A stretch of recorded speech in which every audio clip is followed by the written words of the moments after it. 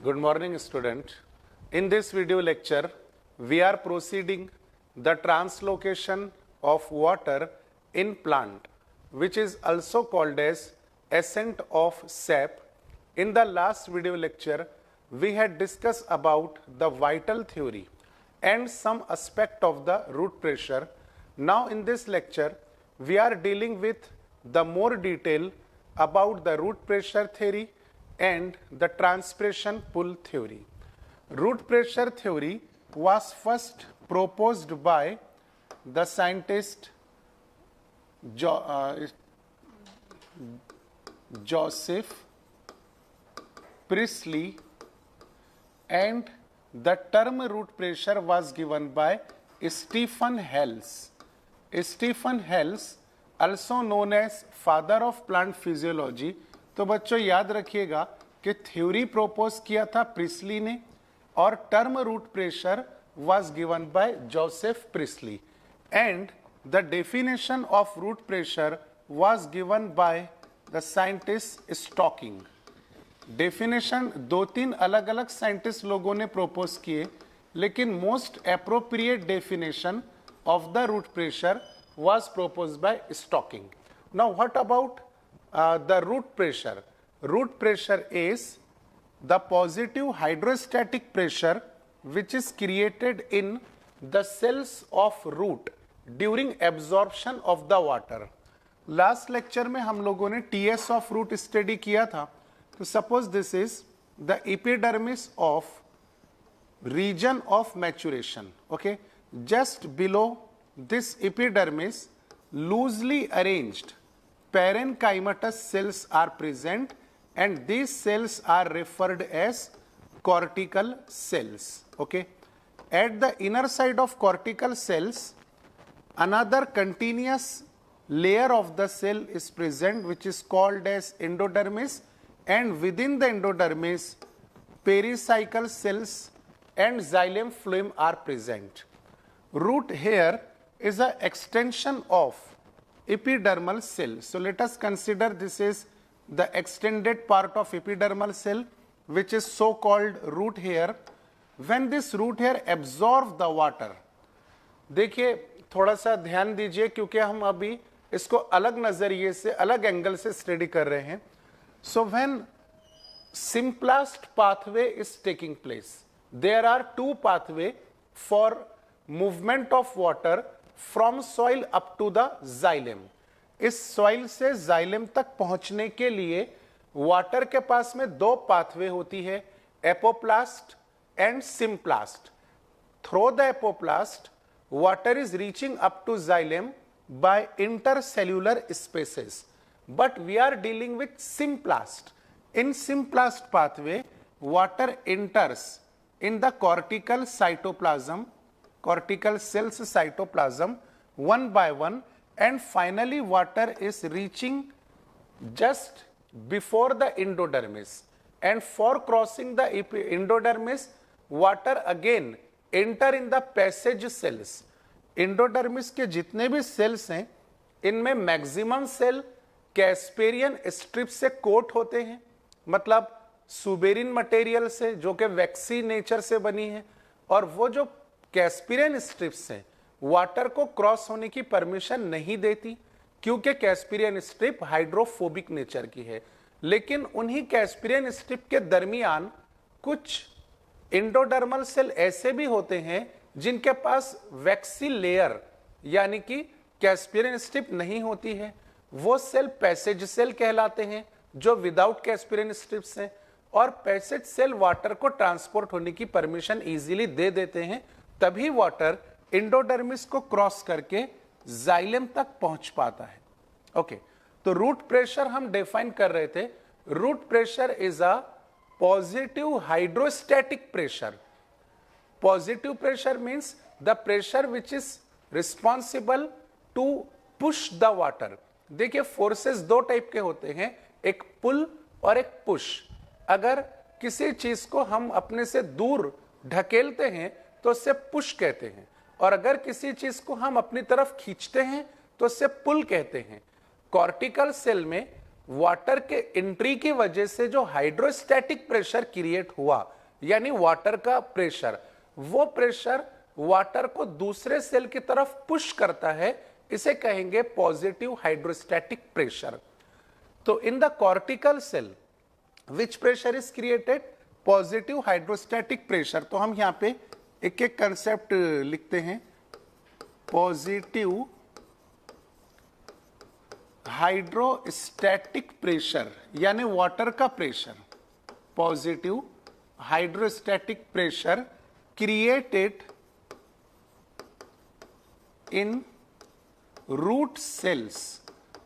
Root cells में cortical cells भी हैं, एंडोडर्मल सेल भी हैं और जाइलेम के एलिमेंट भी हैं, जैसा जाइलेम, पेरेन्काइमा, ट्रैकीट, वेसल, फाइबर। तो ये जो हाइड्रोस्टैटिक प्रेशर है ये धीरे धीरे करके हर सेल में डेवलप होगा। ट्रैकियरी एलिमेंट में भी क्रिएट होगा, जाइलेम पेरेन्काइमा में भी क्रिएट होगा, एंडोडर्मिस में भी और कॉर्टिकल सेल्स में भी। देखिए वन बाय वन अगर आप देखना चाहें तो वाटर पहले फर्स्ट कॉर्टिकल सेल में इंटर हुआ, तो फर्स्ट कॉर्टिकल सेल वाटर से भर गया, मतलब टर्जिड हो गया। 100% turgor pressure first cortical cell में क्रिएट होने की वजह से अब जो बाजू का कॉर्टिकल सेल है इसके पास में पानी की बहुत ज्यादा डेफिशिएंसी है, मतलब डीपीडी है और ऑस्मोटिक प्रेशर भी आप कह सकते हैं। तो second cortical cell osmotic pressure की वजह से फर्स्ट कॉर्टिकल सेल से वाटर को क्या कर लेगा? एब्जॉर्ब। अनदर सेंस में आप ये कह सकते हैं कि फर्स्ट कॉर्टिकल सेल ने पॉजिटिव हाइड्रोस्टैटिक प्रेशर की वजह से सेकंड कॉर्टिकल सेल की तरफ वाटर को पुश कर दिया। अब वाटर फिल हो गया सेकंड कॉर्टिकल सेल में, तो सेकंड कॉर्टिकल सेल की थ्रस्ट कंप्लीटली खत्म हो गई। अब उसमें टर्गर प्रेशर आ गया, तो सेकंड कॉर्टिकल सेल फर्स्ट की तरह थर्ड को अब अपना वाटर ट्रांसपोर्ट कर देगा, पुश कर देगा। तो एक एक करके हर सेल में जैसे जैसे टर्गर प्रेशर इंक्रीज हो रहा है वैसे वैसे, मतलब टर्गर प्रेशर की जगह आप उसको हाइड्रोस्टैटिक प्रेशर भी कह सकते हैं। तो ये hydrostatic pressure first cortical cell में क्यों क्रिएट हुआ? Due to absorption of the water. तो आपको यहां पे कंटिन्यू करना पड़ेगा कि positive hydrostatic pressure created in the root cells due to, this is reason कि भाई क्यों हाइड्रोस्टैटिक प्रेशर क्रिएट हुआ? Due to absorption of water. Okay, this is the definition of root pressure which was proposed by the Stocking। तो stocking की जो accepted definition है root pressure का वो आपको एज इट इज याद रख लेना है। Positive hydrostatic pressure created in the root cells. Root cells की जगह पर एंडोडर्मल सेल भी आ सकता है और जाइलेम एलिमेंट्स भी आ सकते हैं, ट्रैकियरी एलिमेंट भी आ सकते हैं। So this pressure is created due to absorption of water and same pressure is responsible to push the water above the stem। For example, यहां पर ये आपके पास में स्टेम है, ओके, यहां तक के, और सॉइल सरफेस से नीचे स्टार्ट हो गया root. So let us consider this is soil surface and this is your root. Water देखिए बच्चों यहां से अब्सॉर्ब होता है रीजन ऑफ मैच्योरेशन से, यहां तक वाटर पहुंच गया।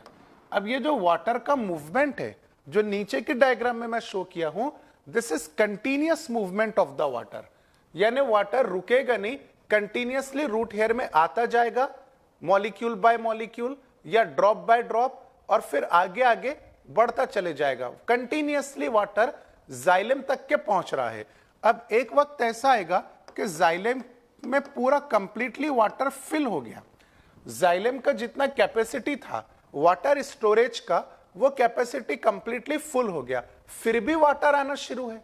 तो अब जाइलेम क्या करेगा कि जहां पर ओपन स्पेस मिलेगी वहां पे वाटर को पुश कर देगा। इस साइड से भी यही डायग्राम है, ऊपर भी यही डायग्राम है, नीचे भी यही डायग्राम है। तो हर तरफ से, चारों तरफ से वाटर फाइनली जमा कहां होते जा रहा है? जाइलेम में। तो जाइलेम की कैपेसिटी कंप्लीट होने के बाद, फुल होने के बाद, ये जाइलेम अब वाटर को ऊपर की डायरेक्शन में पुश करना शुरू कर देगा। So this movement of water up to the topmost part of the plant is due to the root pressure. ये रूट प्रेशर की वजह से वाटर ऊपर क्या हो रहा है, पुश। ये टर्म बहुत इंपॉर्टेंट है, ये आपको याद रखना है कि root pressure is responsible to push the water above the stem. I am revising once again, root pressure is responsible to push the water above the stem through the xylem tube or xylem vessels. So this is the concept of root pressure which was proposed by Priestley. But जब scientist लोगों ने priestly की इस theory का verification किया, experimental analysis किया, तब scientist लोगों ने कुछ ऐसे पॉइंट ढूंढ करके निकाले जिसकी बेसिस पर रूट प्रेशर थ्योरी को डिस्कार्ड कर दिया गया, क्रिटिसाइज कर दिया गया। फॉर एग्जाम्पल, साइंटिस्ट लोगों ने रूट प्रेशर का मेजरमेंट किया। तो मेजरमेंट किस तरह करते हैं ये हम अभी देखेंगे। पहले थ्योरेटिकल पॉइंट याद रख लीजिए कि the magnitude of root pressure, मतलब रूट प्रेशर की वैल्यू कितनी होती है। तो magnitude of root pressure is only 2 to 3 atmospheric pressure. सिर्फ 2 से 3 एटमॉस्फेरिक प्रेशर से वाटर जाइलेम के कुछ ऊपर तक जाता है, मतलब 2 to 3 सेंटीमीटर तक ऊपर। लेकिन साइंटिस्ट लोगों ने, जिन्होंने इस थ्योरी का वेरिफिकेशन किया, साइंटिस्ट लोगों ने टॉलर प्लांट के पास गए। टॉलर प्लांट, फॉर एग्जांपल जिस प्लांट पर एक्सपेरिमेंट किया गया मैं उसके ही यहां पे नाम लिख देता हूं, यूकैलिप्टस। एक इंपॉर्टेंट पॉइंट यहां पे मैं आपको रुक करके बता दूं, Eucalyptus is a tallest plant of the world, belongs to angiosperm। आपने अभी सुना होगा, इसके पहले प्लांट किंगडम चैप्टर में दिया हुआ है कि tallest plant of the world is sequoia sempervirens. सिर्फ सिकोया टर्म बुक के अंदर दी हुई है। तो सिकोया दुनिया का सबसे टॉलेस्ट प्लांट है जो जिम्नोस्पर्म से बिलोंग करता है। यहां पर हम बात कर रहे हैं एंजियोस्पर्म की। तो एंजियोस्पर्म का टॉलेस्ट प्लांट है यूकैलिप्टस। साइंटिस्ट लोग यूकैलिप्टस के ऊपर गए, उसकी ब्रांच को कट किया और चेक किया कि यहां पे वाटर का प्रेशर कितना है। तो वाटर का प्रेशर उनको मिल गया 30 एटमॉस्फेरिक प्रेशर। अब साइंटिस्ट लोगों ने बताया कि भाई जब टॉलेस्ट रीजन पे प्लांट 30 एटमॉस्फेरिक प्रेशर से फ्लो होता है और रूट प्रेशर सिर्फ 2 से 3 एटमॉस्फेरिक है, it means that root pressure is not enough to transport the plant in topmost part of the tree. समझ में आ रही बात आपको? यानी नीचे प्रेशर बहुत ही कम है और उसके 10 टाइम्स ज्यादा प्रेशर ऊपर है। इसका मतलब यह हुआ कि नीचे से जो रूट प्रेशर आ रहा है वो वाटर को ट्री के टॉपमोस्ट रीजन तक ले जाने के लिए रिस्पॉन्सिबल नहीं है। कुछ अलग ड्राइविंग फोर्स है जो वाटर को ऊपर खींच रहा है, पुल कर रहा है। देखिए रूट प्रेशर में टर्म कौन सी यूज की गई, पुश द वाटर, लेकिन रियलिटी सामने ये आई कि वाटर को ऊपर खींचा जा रहा है, मतलब पुल किया जा रहा है। फिर इस थ्योरी को एक्सप्लेन किया डिक्सन और जॉली नाम के साइंटिस्ट ने, जिससे ट्रांसपिरेशन पुल कहते हैं। तो ट्रांसपिरेशन पुल ये एक ड्राइविंग फोर्स है जो वाटर को पुल करता है। याद रखिए, transpiration pull the water at the topmost region of the plant, transpiration pull and root pressure push the water. तो ये एक पॉइंट हो गया जिसकी वजह से रूट प्रेशर थ्योरी डिस्कार्ड की गई। Next important point is in gymnosperm. Gymnosperm के जो ट्रीज होते हैं उनमें वेसल्स तो होता नहीं है, और वेसल्स नहीं है मतलब रूट प्रेशर भी नहीं है।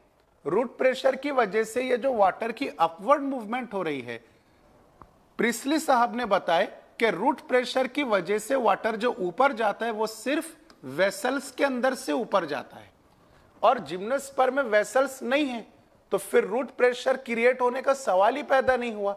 It means that in gymnosperm root pressure is not present, even though water is reaches up to the topmost part of the tree. That's why leaf become green and plant is alive.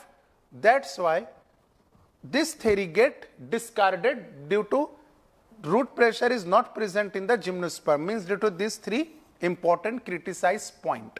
तो आप ये अपने पास में लिख लीजिए definition, और ये तीन वो पॉइंट जिसकी वजह से रूट प्रेशर थ्योरी का डिस्कार्ड हो गया या रूट प्रेशर थ्योरी क्रिटिसाइज हो गई. ओके, अब आगे बढ़ते हैं कि रूट प्रेशर का क्या बेनिफिट होता है प्लांट में.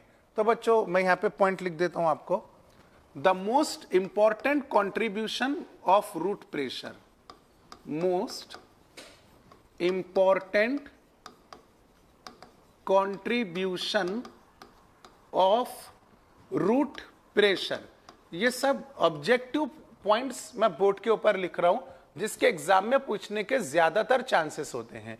तो most important contribution is root pressure help to re-establish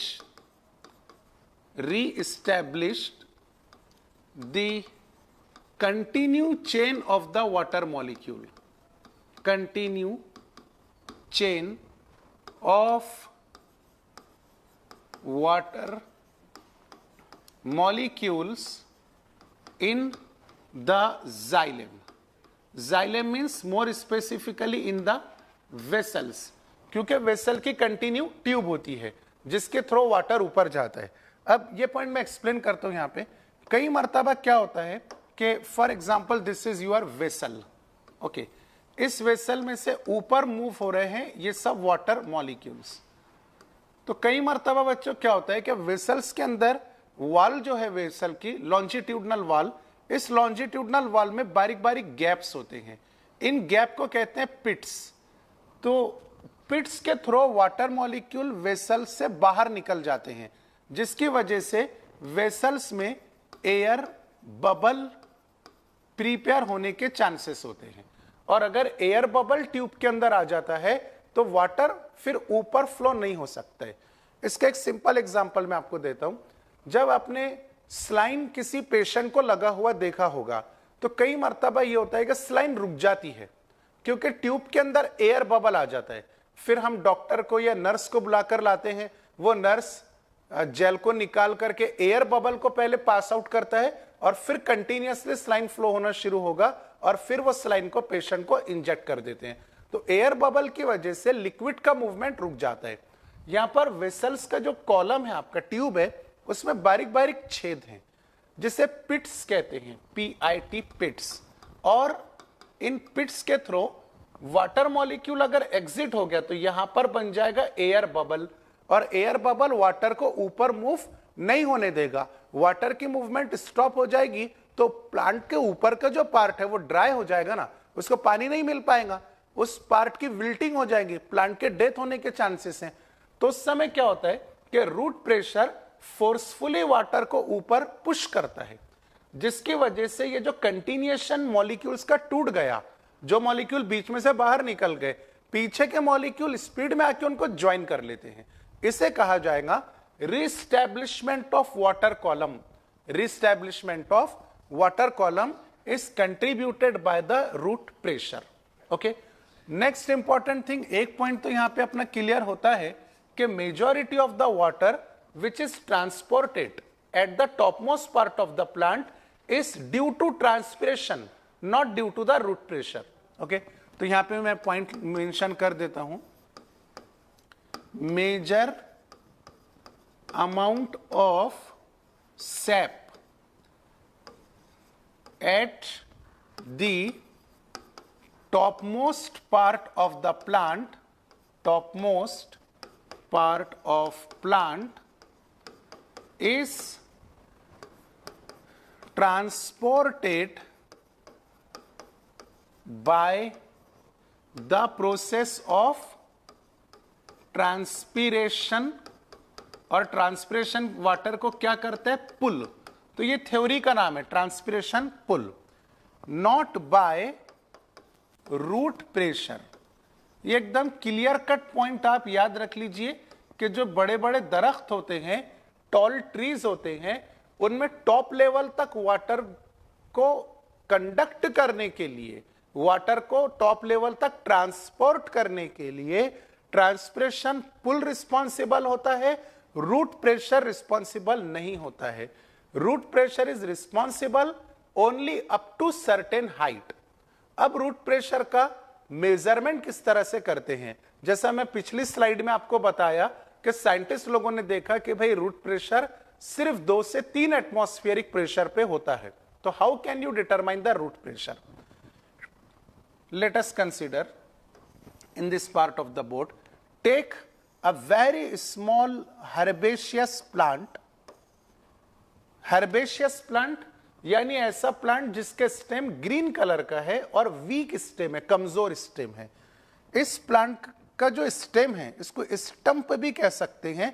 stump को सॉइल से 2 to 3 सेंटीमीटर हाइट पर ब्लेड से या फिर नाइफ से कट कर दीजिए। तो आपके पास में एक बहुत स्मॉल प्लांट है, एंजियोस्पर्मिक प्लांट है। उस प्लांट को आपने 2 से 3 सेंटीमीटर जमीन से ऊपर कट कर दिया नाइफ से या फिर ब्लेड से। तो let us consider this is the cutted region. ऊपर का पार्ट कंप्लीटली डिस्कार्ड कर देना है। और सीजन, ये एक्सपेरिमेंट कौन से सीजन में करना है आपको? जब रेनी सीजन है। तो रेनी सीजन में क्या होता है कि एटमॉस्फेरिक टेम्परेचर बहुत कम होता है और जमीन में सॉइल वाटर बहुत ज्यादा होता है। तो रेनी सीजन में रेट ऑफ एब्सॉर्प्शन मैक्सिमम रहेगा और रेट ऑफ ट्रांसपिरेशन मिनिमम रहेगा। प्लांट में बहुत सारा वाटर स्टोर होता है, वाटर भरा हुआ होता है प्लांट में। तो आपने 2 से 3 सेंटीमीटर पे कट किया। अब आप ऑब्जर्व करेंगे कि स्टेम के सेंटर से वाटर के ड्रॉप्स निकलते हैं। ये ड्रॉप निकलते हैं बच्चों रूट प्रेशर की वजह से।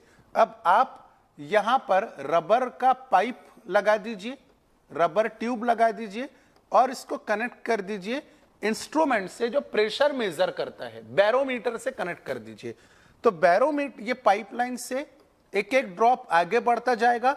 बैरोमीटर आपको शो करेगा कि भाई पाइप में से या ट्यूब, रबर ट्यूब में से जो वाटर आ रहा है वो कितने प्रेशर से आ रहे हैं। And that pressure is called as root pressure which is measured as 2 to 3 atmosphere.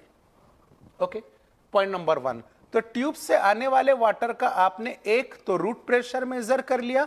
Second, वही ड्रॉप को फिर आप एक बीकर में कलेक्ट कर लीजिए। मान लीजिए बीकर है, बीकर में आपने वाटर मॉलिक्यूल को कलेक्ट कर लिया। अब केमिकल एनालिसिस करके आप पता लगा सकते हैं कि भाई ट्यूब से जो वाटर निकल रहा है, प्लांट से जो वाटर बाहर निकल रहा है, उसका कंपोजिशन क्या है। पहले तो ये जो वाटर है इसे कहेंगे xylem ex, just a second, this water molecules are called as xylem exudate. Xylem एक्स्यूडेट।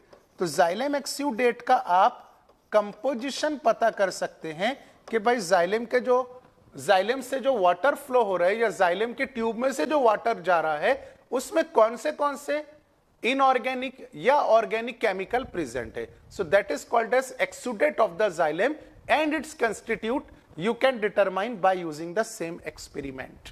Okay, so this is your slide number 2. You can take a screenshot of the same. Now thirdly, we are discussing about one of the most important process which is called as guttation. Pen थोड़ी सी dark हो गई, जो light करते हैं इसको। Guttation.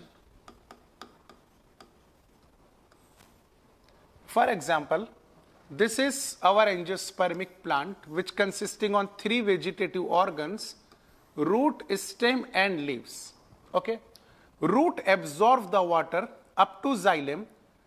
Now water moves up through the xylem and finally it reaches into the leaf. Whatever be the amount of water accumulated in the leaf, water soil से absorb होता है, ऊपर जाता है, फाइनली लीफ में पहुंचता है। कंटिन्यूअस ये वाटर की मूवमेंट जारी है।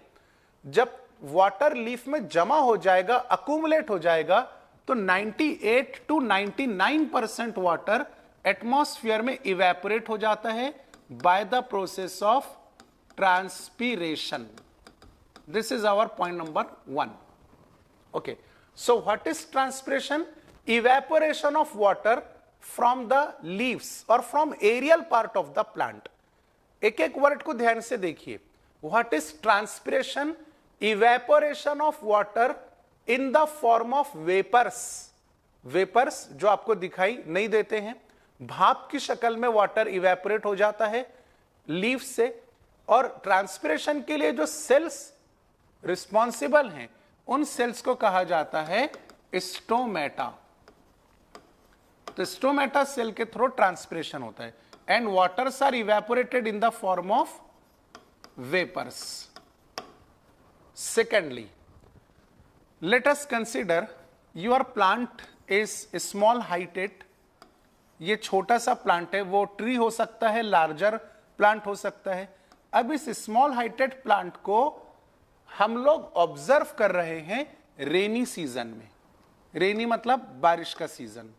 सो in this rainy season where humidity is maximum and atmospheric temperature is very low. So in rainy season there are two things which influence on this plant. First is low atmospheric temperature and second is very high amount of water is present in the soil. एक तो जमीन में पानी बहुत ज्यादा होता है rainy season में, एटमॉस्फेरिक टेम्परेचर कम होता है, और खासतौर से ये दो फैक्टर प्रेजेंट होते हैं अर्ली मॉर्निंग में, at early of the morning और एट नाइट. ओके, तो होता ही है बच्चों के वाटर सॉइल में ज्यादा होने के कारण रेट ऑफ एब्सॉर्प्शन बहुत ज्यादा हो जाता है. Absorption is maximum and transpiration is minimum. क्योंकि ट्रांसपिरेशन के लिए एटमॉस्फेरिक टेम्परेचर बहुत ज्यादा चाहिए होता है और कंडीशन के मुताबिक एटमॉस्फेरिक टेम्परेचर कम है, तो ट्रांसपिरेशन इज मिनिमम और इवन नो ट्रांसपिरेशन ऑकर. आप ऐसा समझिए कि ट्रांसपिरेशन होता ही नहीं है ऐसी सिचुएशन में, क्योंकि ऑलरेडी एटमॉस्फेयर में मॉइस्चर बहुत ज्यादा है, लो टेम्परेचर है. तो अभी क्या होगा कि एब्सॉर्प्शन तो होते जा रहे कंटिन्यूअसली, वाटर कंटिन्यूअसली ऊपर जाता जाएगा, लीफ के अंदर भी वाटर जाएगा, लेकिन यहां से जो ऊपर ट्रांसपिरेशन की मूवमेंट है ये क्लोज हो गई. तो वाटर जमा होता जाएगा ना प्लांट में, खासतौर से लीफ में प्लांट जमा होता जाएगा, बहुत ज्यादा वाटर हो जाएगा लीफ में. तो इस सिचुएशन में लीफ क्या करता है कि अपना जो टिप है, ये टिप यहां पर एक स्पेशलाइज्ड सेल डेवलप करता है. दैट स्पेशलाइज्ड सेल और स्पेशलाइज्ड ग्लैंड भी कहते हैं इसको. This specialised gland is called as hydathode. Most important term, hydathode. And plant, अब मजबूरी में प्लांट क्या करेगा कि हाइडेथोड के थ्रू वाटर को बाहर एग्जिट करेगा, और वाटर जब हाइडेथोड के बाहर आएगा तो ये water in the form of drops आएगा. तो ड्रॉप ऊज होते जाएंगे, ऊजिंग यानी बाहर निकलते जाना वन बाय वन. तो ड्रॉप्स लीफ के सरफेस के ऊपर भी जम सकते हैं क्योंकि हाइडेथोड सरफेस पर भी प्रेजेंट रहेंगे और टिप यानी अपेक्स पर भी प्रेजेंट रहेंगे. तो कुछ वाटर मॉलिक्यूल सरफेस पर जमा हो गए, कुछ वाटर मॉलिक्यूल टिप से नीचे गिर गए. कई मर्तबा आप लोग देखते हैं कि रेनी सीजन में भले ही बारिश ना हुई हो रात भर, पर जब अर्ली मॉर्निंग आप ग्रासेस को देखते हैं गार्डन में, तो ग्रासेस के लीफ पर वाटर के ड्रॉप आपको दिखाई देते हैं, जिन्हें कॉमन लैंग्वेज में आप आमतौर पे कहते हैं शबनम गिरी हुई है. उसके ऊपर खुले पैर चलना बहुत ज्यादा प्लेजर हमको मिलता है, बहुत ज्यादा अच्छा लगता है, सुकून मिलता है एकदम. तो वो शबनम के जो ड्रॉप लीफ की सरफेस पर हैं, that are due to which process? Guttation process. तो ये प्रोसेस को गटेशन कहते हैं. अब हम इसके समरी एक दो सेंटेंस के अंदर कंप्लीटली बनाते हैं. क्या हो रहा है बच्चों गटेशन में? वाटर का इवेपोरेशन यानी वाटर एग्जिट तो हो रहा है, लेकिन in the form of vapours या in the form of drops? Yes, in the form of drops. तो oozing of drop, oozing of water drop कौन से सेल से ऊजिंग हो रहा है? हाइडाथोड से, in early of the morning. तो oozing of water drop through the hydathode due to very high root pressure, क्योंकि वाटर एब्जॉर्ब हो रहा है तो पुश होते जा रहे हैं ना, प्लांट की हाइट बहुत स्मॉल है, in very small plant this condition is applied for the guttation process. तो आपके प्लांट की साइज बहुत कम है, एब्सॉर्प्शन मैक्सिमम है, ट्रांसपिरेशन जीरो है, वाटर ऊपर पुश होते जा रहे हैं, और पुश मतलब रूट प्रेशर, रूट प्रेशर की वजह से वाटर लीफ में अकुमुलेट हो गया, जम गया, अब वो वाटर ड्रॉप की शक्ल में, ड्रॉप के फॉर्म में बाहर निकल रहे, कौन से सेल के थ्रू? हाइडाथोड के थ्रू। तो oozing of water drops through the hydathode in early of the morning is called as guttation, and this guttation is supposed to be one of the harmful process for the plant, harmful process for the plant। Guttation को harmful process कहा गया। क्यों harmful process कहा गया? क्योंकि जब water drop के form में बच्चों बाहर निकलता है तो उस ड्रॉप में इंपॉर्टेंट इनऑर्गेनिक मिनरल्स भी होते हैं जिनको वाटर बाहर लेके निकल जाता है, और मिनरल्स की जरूरत लीफ में बहुत ज्यादा होती है। इन इंपॉर्टेंट एलिमेंट्स को वाटर ने बाहर लेकर निकल गया तो हो सकता है कि लीफ में इन एलिमेंट्स के डेफिशिएंसी क्रिएट हो जाए और प्लांट को एलिमेंट की डेफिशिएंसी की वजह से कोई डिसीज हो जाए या बीमारी हो जाए। लेकिन ट्रांसपिरेशन में ऐसा नहीं होता है। ट्रांसपिरेशन में वाटर जब इवेपोरेट होगा तो in the form of vapours evaporate होगा, प्योरली वाटर मॉलिक्यूल के वेपर्स एग्जिट हो गए, इनऑर्गेनिक एलिमेंट सब लीफ के अंदर रुके रहेंगे ट्रांसपिरेशन में। तो ट्रांसपिरेशन को नेसेसरी प्रोसेस कहा गया, नेसेसरी इविल कहा जाता है ट्रांसपिरेशन को, जो हम आगे देखेंगे। But at this time we must have to know that guttation is one of the harmful process for the plant. और एक बात मैं आपको बता दूं कि गटेशन के थ्रू जब वाटर का ड्रॉप बाहर निकलता है लीफ के, तो सबसे ज्यादा कैल्शियम को बाहर लेके निकलता है, और कैल्शियम की प्रॉपर्टी है व्हाइट कलर डिपॉजिट करना। अब क्या हुआ कि ये वाटर जब बाहर निकला तो यहां पे कैल्शियम का पाउडर जमा हो गया, व्हाइट कलर का स्पॉट आपको दिखाई देगा जब वाटर सूख जाएगा तब। Therefore this hydathode is also called as chalk gland. यानी आपको वाटर सूख जाने के बाद ऐसा लगेगा कि किसी ने चॉक का पाउडर वहां पे डाल दिया है, एक्चुअली वो कैल्शियम आयंस है। तो हाइडाथोड को चॉक ग्लैंड भी कहते हैं, विच is responsible for the process of guttation. तो गटेशन दो चीजों की वजह से होता है, एक मोर एब्सॉर्प्शन और दूसरा नो ट्रांसपिरेशन और लेस अमाउंट ऑफ ट्रांसपिरेशन। याद रखिएगा, लिख लीजिए बल्कि आपके पास में कि in the process of guttation rate of absorption exceed the rate of transpiration, यानी रेट ऑफ एब्सॉर्प्शन बहुत ज्यादा होता है as compare to rate of transpiration. Absorb होते जा रहे वाटर, लीफ में जमा होते जा रहे, लेकिन ट्रांसपिरेशन के थ्रू इवेपोरेट नहीं हो रहा, तो मजबूरन लीफ को ड्रॉप के फॉर्म में उस वाटर मॉलिक्यूल को बाहर निकालना पड़ेगा हाइडाथोड के जरिए। ओके, स्क्रीनशॉट ले लीजिए थर्ड स्लाइड का।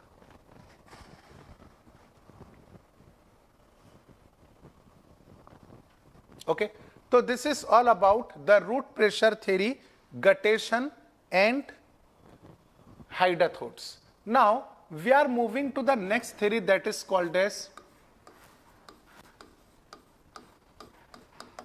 Transpiration pull theory. Ascent of sap को एक्सप्लेन करने के लिए जब एक एक करके सभी थ्योरी फेल होती जा रही थी, तो 1926 में डिक्सन और जॉली, दो साइंटिस्ट लोगों ने, डिक्सन एंड जॉली, इन्होंने सभी पॉइंट्स को मद्देनजर रखते हुए अपनी एक थ्योरी प्रोपोज की जो एक्सप्लेन करती है कि how water is transported up to the topmost part of the tree, and that theory is famously known as transpiration pull theory, which is also called as cohesion tension theory, transpiration pull theory को आप cohesion tension theory भी कह सकते हैं। देखिए tension is one of the type of force and cohesion is also one of the type of force of attraction. दो forces होते हैं, कोहिजिव और adhesive. कोहिजिव force is the force of attraction between to similar type of molecules and adhesive is a force of attraction between two molecules of different substances. Okay, तो Dixon और Joly के मुताबिक water pull होता है, transpiration is responsible for pulling up the water. अब देखिए according to this theory water is pulled up in the xylem, that is vessels, by the process of transpiration, and this movement require two types of forces, cohesive force and adhesive force, which together be create the surface tension. Let us consider this is the tube of vessel. इस vessel tube में ये water molecules है, first water molecule, second water molecule, third water molecule and this is fourth water molecule. अब आप सोच रहे होंगे कि सर दो वाटर मॉलिक्यूल जो एजेस पर है वो ऊपर क्यों बनाए और सेंटर में या इनर साइड में जो वाटर मॉलिक्यूल्स उनको डाउन क्यों बनाए? क्योंकि बच्चों यहां पर वाटर जो है वो कॉन्केव मिनिस्कस फॉर्म करता है, मतलब एक्यूट एंगल ऑफ कांटेक्ट। और एक्यूट एंगल ऑफ कांटेक्ट या कॉन्केव मिनिस्कस कब फॉर्म होगा? When liquid completely wets the solid और when adhesive force is greater than cohesive force. देखिए यहां पर एक्सप्लेन करता हूं मैं कोहेसिव और एडहेसिव फोर्सेस को। ये दो वाटर मॉलिक्यूल्स हैं, दोनों के दरमियान कोहेसिव फोर्स, फिर ये दोनों वाटर मॉलिक्यूल्स के दरमियान कोहेसिव फोर्स और यहां पर भी कोहेसिव फोर्स। तो force of attraction between two similar type of molecule is called as cohesive force. Okay, now attraction between water molecule and wall of the xylem, ये जो line में बनाया, this is attractive force between water molecule and wall of xylem. Xylem की wall lignin material से बनी हुई है, lignin और सेल्यूलोज, और वाटर मॉलिक्यूल एक अलग सब्सटेंस है। तो this is attraction between two dissimilar molecule, attraction between two dissimilar molecule, this force is called as adhesive force and this force between water molecule is called as cohesive force. Point number 1. Point number 2, if the magnitude of adhesive force is greater than cohesive force, तो क्या होगा कि molecule लिग्नोसेल्यूलोजिक wall पर attract होना ज्यादा पसंद करेंगे अपने मॉलिक्यूल के अट्रैक्शन से भी ज्यादा। यानी एक तरफ फॉर एग्जांपल वाटर मॉलिक्यूल है, दूसरे तरफ भी वाटर मॉलिक्यूल है और इस साइड में है लिग्नोसेल्यूलोजिक वॉल ऑफ द जाइलम। तो अगर वाटर मॉलिक्यूल और जाइलम के दरमियान स्ट्रॉन्ग फोर्स है, वाटर और वाटर के दरमियान वीक फोर्स है, तो वाटर ज्यादा स्ट्रांगली किसको अट्रैक्ट करेगा? जाइलम को। और इतना अट्रैक्ट करेगा कि ये एज पर जो वाटर मॉलिक्यूल है ये ऊपर चढ़ने की कोशिश करेगा, इधर से भी ऊपर जाएगा और इधर से भी ऊपर जाएगा, और ऊपर जब ये एज वाले मॉलिक्यूल जाएंगे तो अपने वाटर मॉलिक्यूल को भी साथ में लेके जाएंगे। This is called as surface tension which form the concave meniscus so that water is moving in vertically upward direction. So this two forces are necessary. Next thing, अब ये जो वाटर है एक लेवल पर जाकर के रुक जाना चाहिए क्योंकि water is moving against the gravity, gravity water को नीचे खींच रही है, वाटर ऊपर जा रहे, तो एक लेवल आएगी, एक बैलेंसिंग फोर्स आएगा जिस लेवल के ऊपर वाटर ऊपर जाना रुक जाएगा, क्योंकि सरफेस टेंशन और ग्रेविटेशनल फोर्स दोनों क्या हो गए? बैलेंस हो गए, इक्वल एंड अपोजिट हो गए। लेकिन इसके बावजूद भी ऊपर पुल करने वाले फोर्स है जिसे ट्रांसपिरेशन कहते हैं, जो अगेंस्ट द ग्रेविटी वाटर को ऊपर ले जाने में हेल्प करेगा। तो डायग्राम के थ्रू हम यहां पे समझते हैं। For example this is leaf, यहां पर for example stomata, each stomata is surrounded by two guard cells. Okay, When water enters in the guard cell become turgid. जब वाटर गार्ड सेल में इंटर होगा तो गार्ड सेल पानी से भर जाएंगे, टर्जिड हो जाएंगे.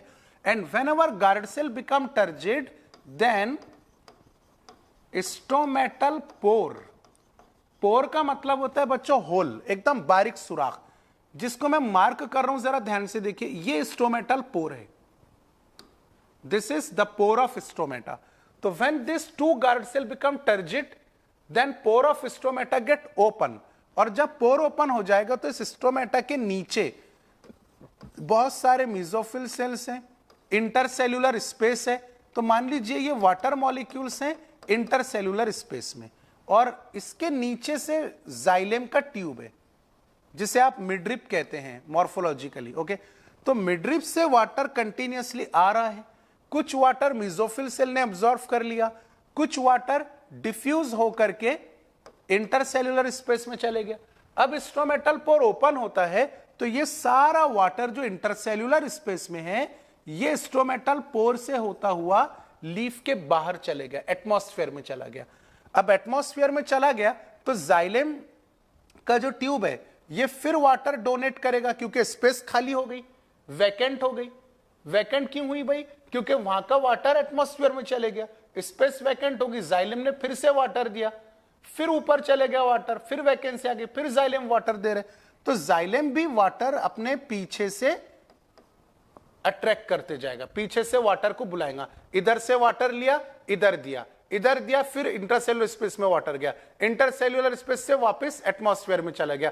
तो ये जो पुलिंग है, मतलब वाटर को खींचते जाना, इससे टेंशन क्रिएट होगा, मतलब इससे एक फोर्स क्रिएट होगा जिसे कोहिजन टेंशन या ट्रांसपिरेशन टेंशन कहेंगे. For example, this is continued xylem vessel. ये वाटर मॉलिक्यूल्स आगे वाले जो वाटर मॉलिक्यूल है पीछे वाले को खींचेंगे, ये नेक्स्ट को खींचेगा, फिर ये ऊपर चलेगा, यहां पे वैकेंसी क्रिएट हो गई तो नीचे वाला ऊपर पुल हो जाएगा, फिर यहां की वैकेंसी क्रिएट हो गई तो फिर नीचे से ऊपर जाएगा. ऐसा करते करते रूट तक के प्रेशर क्रिएट होगा. For example, this is root. Okay, तो रूट तक के प्रेशर क्रिएट होगा. फिर रूट वाटर बुलाएगा एंडोडर्मिस से, एंडोडर्मिस वाटर खींचेगी कॉर्टिकल सेल से, कॉर्टिकल सेल वाटर बुलाएंगे रूट हेयर से, रूट हेयर वाटर बुलाएगा सॉइल से. तो इस तरह से एब्सॉर्प्शन होता है ट्रांसपिरेशन की वजह से. This is called as passive absorption. Apoplast pathway of absorption is taking place due to the transpiration. Okay, so this is all about the transpiration pull theory, which is successfully given by Dickson and Joly, and this theory is universally accepted theory. ये आपको याद रखना है कि root pressure theory discard हो गई, vital force theory discard हो गई, बट यूनिवर्सली एक्सेप्टेड थ्योरी कौन सी होती है? Transpiration pull theory, which was proposed by Dickson and Joly. Remaining portion we'll see in the next video lecture. Thank you.